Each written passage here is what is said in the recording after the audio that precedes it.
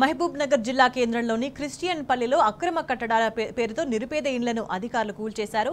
రాత్రి 2 నుంచి 3 గంటల సమయంలో హఠాత్తుగా బుల్డోజర్లు తీసుకొచ్చిన అధికారులు పేదలు నిద్రిస్తుండగానే బయట నుంచి గోడలు ఇళ్లను నేలమట్టం చేశారు. ఇదేంటని ప్రశ్నిస్తుండగానే అధికారులు పోలీసులతో వచ్చి సుమారు 70 ఇండ్లను కూల్చేశారు. దీంతో నిరుపేదలు లబోదిబోమంటున్నారు.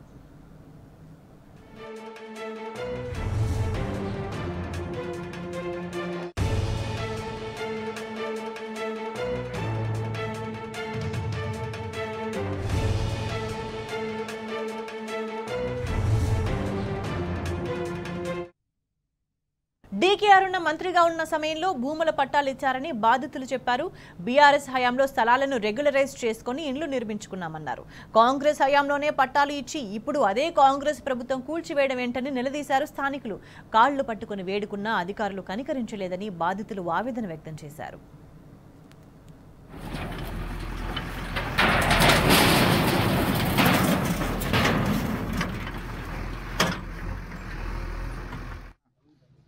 జిల్లా ప్రధాన కార్యదర్శి బ్లైండ్ వెల్ఫేర్ అసోసియేషన్ జిల్లా.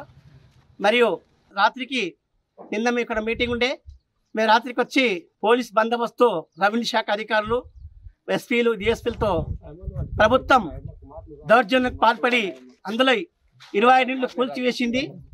మాకు ఇంప్లిమెంటేషన్ లేదు, మీకు పర్మిషన్ ఉంది కట్టుకోమని చెప్పిన కూడా ప్రభుత్వాలే పర్మిషన్ ఇస్తారు, ప్రభుత్వమే కూల్చేస్తుంది. 2021 ఇచ్చిన ఇండ్ల స్థలాలు 83లో ఇప్పుడు 25 ఇండ్లు కూల్చేసిండ్రు.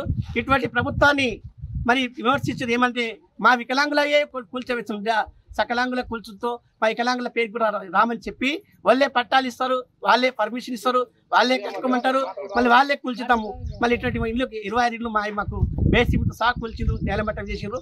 మా ఇండ్లు మాకు ఎంబరే ఈ ప్రభుత్వం, మా ఉన్న ఎమ్మెల్యే గారు కానీ, కలెక్టర్ గారు కానీ, మంత్రి గారు కానీ, ఎవరే కానీ మా ఇండ్లు మాకు ఎంబరే కట్టియాలి. కట్టియకుంటే ఈ ప్రభుత్వం ముందు మేము ఆత్మహత్య చేసుకుని కూడా పాల్పడతాము. మా వికలాంగుల పైన దయ లేదా ఈ ప్రభుత్వం? వికలాంగుల ఓట్లు మీకు అవసరం లేదా? వికలాంగుల ఓట్లు వేసుకుని రాష్ట్ర ప్రభుత్వం అధికారంలోకి వచ్చి 8 నెలల తర్వాతనే ఇటువంటి పాల్పడిందంటే ఇటువంటి ప్రభుత్వాన్ని ఎంబరి భర్తం చేసి రాష్ట్రపతి పాలన పెట్టించాలని ప్రభుత్వాన్ని కోరుతున్నాను. మాకు 25 ఇండ్లు మాత్రం కులగొట్టడం జరిగింది. మా ఒరిజినల్ పట్టాలు కూడా అలానే కుప్పల్లో ఉండే. కొందరు పింఛన్లు తెచ్చుకుంటున్నారు, దవాఖానకు పోయినరు, రాలేకపోతే ఆ ఇళ్ళ ఆ మనుషులు లేని ఇళ్ళు మొత్తం కులగొట్టే దానికి ఎమ్మడే మాకు ఇల్లు నిర్మించాలి. మాకు ఎమ్మడే ఇల్లు నిర్మించి మాకు మాత్రం భద్రపరచం. మీ ప్రభుత్వమే పట్టాలు ఇవ్వమని చెప్తుంది, మీ ప్రభుత్వమే మమ్మల్ని గెలిపివ్వమని చెప్తుంది, మీ ప్రభుత్వమే ఓట్లు వేయమని చెప్తుంది, మీ ప్రభుత్వమే మళ్ళీ కూలగొట్టమని చెప్తుంది. మీ ప్రభుత్వం పోలీసు బందోబస్తుతో మీ మమ్మల్ని సకలాంగిలో ఉంటేవా? పోలీసు డిఎస్పీలు, ఎస్పీలతోటి మీరు వచ్చి కూలగొట్టడం ధర్మమా? ఇది మీ ప్రభుత్వం నిజమైన విషయాలు తెలుసుకొని మాతోటి న్యాయంగా వచ్చి పగులు మాట్లాడి కూలగొడితే మీ మీద కొట్టడానికి వస్తావా, తిట్టడానికి వస్తావా అని ఆ గుడ్డోళ్ళని చూసి మీకు పోలీసు బందోబస్తు ఏంటిగా? మీకు అవసరమా? మీరు వచ్చి మాట్లాడితే మేము వచ్చి కాదంటామా? మీరు ఏంటిగా ఇట్లా తప్పు చేస్తున్నారు అడగొద్దా? మీరు చెప్పొద్దా? అట్లా లేకుండా మీరు అర్ధరాత్రి 2 గంటల సమయంలో వచ్చి మీరు కూలగొట్టడం చాలా తప్పు.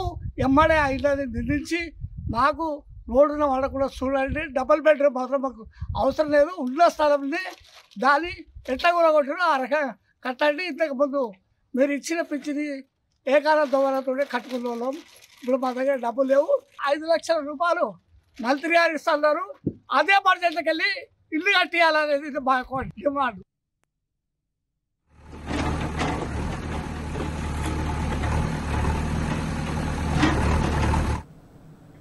ఈ ఘటనకు సంబంధించి మరింత సమాచారాన్ని మా ప్రతినిధి నరేష్ అందిస్తారు. నరేష్, అర్ధరాత్రి అంతా కూడా నిద్రిస్తున్న సమయంలో లోపల మనుషులుండగానే కూడా ఇళ్లను కూల్చివేయడం అంటే చాలా దారుణమైన విషయం. వాళ్ళంతా కూడా పట్టాలు ఉన్నాయని చెప్తున్నారు, పట్టాలు ఉన్నాయి, రెగ్యులరైజ్ చేసుకుని ఇవన్నీ కట్టుకున్నామని చెప్తున్నా కూడా వినకుండా, వాళ్ళకి ఏమైనా చెప్పే ఛాన్స్ ఇవ్వకుండా కూలగొట్టడానికి సంబంధించి వాళ్ళంతా ఏమంటున్నారు ఇవాళ?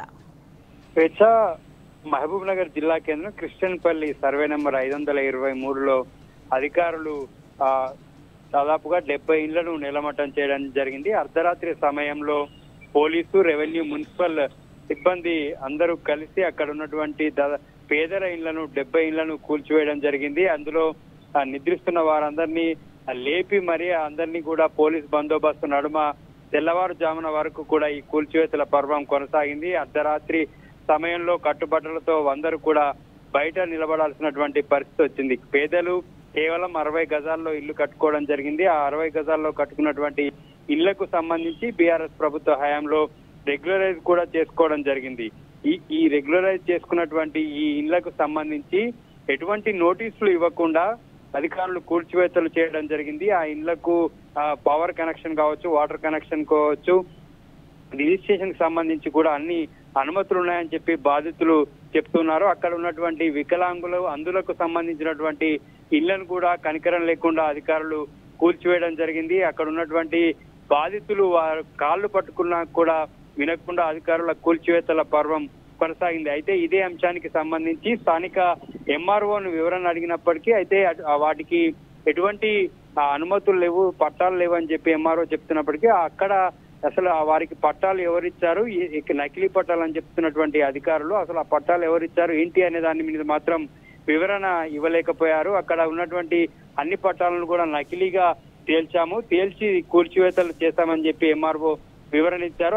అయితే ఆ పట్టాలు ఎవరిచ్చారు, వారి మీద ఎటువంటి యాక్షన్ ఏమైనా తీసుకున్నారో, అసలు ఎవరి మీద ఫిర్యాదు చేశారనేటువంటి అంశంపై మీడియా ప్రశ్నించగా దానికి ఆ ఎంఆర్ఓ మాత్రం సమాధానం ఇవ్వలేదు. అయితే బాధితులంతా కూడా కలెక్టరేట్ వద్ద నిరసన కార్యక్రమం చేయడం జరిగింది. ఉన్న పలంగా మా ఇల్లు కూల్చివేస్తే మేము కట్టుబట్టలతో రోడ్ల మీద నిలబడాల్సినటువంటి పరిస్థితి వచ్చిందని చెప్పి బాధితులంతా కూడా కంటతడి పెట్టుకున్నటువంటి పరిస్థితి ఉంది. అక్కడ ఉన్నటువంటి 70 ఇళ్లకు సంబంధించినటువంటి వారంతా కూడా కలెక్టరేట్ వద్ద నిరసన కార్యక్రమం చేయడం జరిగింది. ఎంఆర్ఓ డౌన్ డౌన్ అంటూ నినాదాలు కూడా చేయడం జరిగింది. కలెక్టర్ వచ్చి తమకు న్యాయం చేయాలంటూ వారు తమ నిరసనను కార్యక్రమం చేపట్టడం జరిగింది. ఈ క్రిస్టియన్పల్లి 523 సర్వే నెంబర్ లో ఉన్నటువంటి బాధితులందరినీ కూడా మాజీ మంత్రి శ్రీనివాస్ గౌడ్ ఇవాళ సాయంత్రం వెళ్లి పరామర్శించడం జరిగింది. వారు అసలు జరిగినటువంటి ఘటనకు సంబంధించి ఆయన ఆరా తీయడం జరిగింది. వెంటనే బాధితులందరికీ కూడా న్యాయం చేయాలని చెప్పి మాజీ మంత్రి శ్రీనివాస్ గౌడ్ డిమాండ్ చేయడం జరిగింది.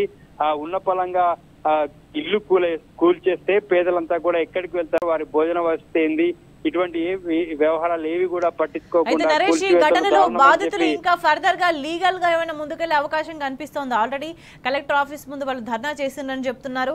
దీనికి సంబంధించి కలెక్టర్ ఆఫీస్ నుంచి ఎవరైనా అధికారులు స్పందించిండ్రా? అయితే వీరు కలెక్టర్ ఆఫీస్ దగ్గర ధర్నా కూడా నిర్వహించడం జరిగింది. కలెక్టర్ ని కలిసి మేము మా దగ్గర ఉన్నటువంటి పట్టాలన్నీ కూడా చూపిస్తామని చెప్పి బాధితులు చెప్పడం జరిగింది. ఆ నకిలీ పట్టాలు అయితే ఇండ్ల అనుమతులు ఎలా ఇచ్చారు, వాటర్ కనెక్షన్ కావచ్చు, పవర్ కనెక్షన్ కావచ్చు, ఇవన్నీ అధికారులు ఏ విధంగా ఇచ్చారు అని బాధితులు ప్రశ్నిస్తున్నారు. ఇదే అంశానికి సంబంధించి కలెక్టర్ ను కలుస్తామని కూడా బాధితులు చెప్పడం జరిగింది. అయితే రెవెన్యూ అధికారులు మాత్రం అసలు ఈ నకిలీ పట్టాల ఎవరిచ్చారు ఏంటి అనే దాని మీద మాత్రం వారి దగ్గర ఎటువంటి సమాచారం లేదు.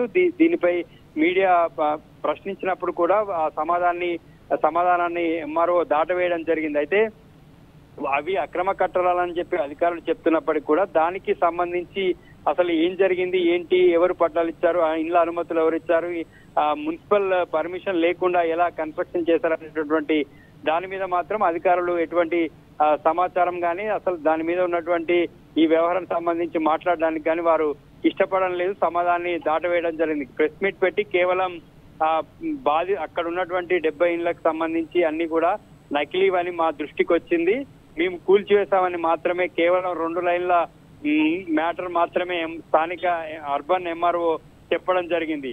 అసలు ఏం జరిగింది, పట్టాలు ఎవరిచ్చారు, అనుమతులు ఎవరిచ్చారు అనే దాని మీద మాత్రం ఎంఆర్ఓ ఎటువంటి సమాధానం చెప్పలేదు. స్వేచ్ఛ. రైట్ నరేష్.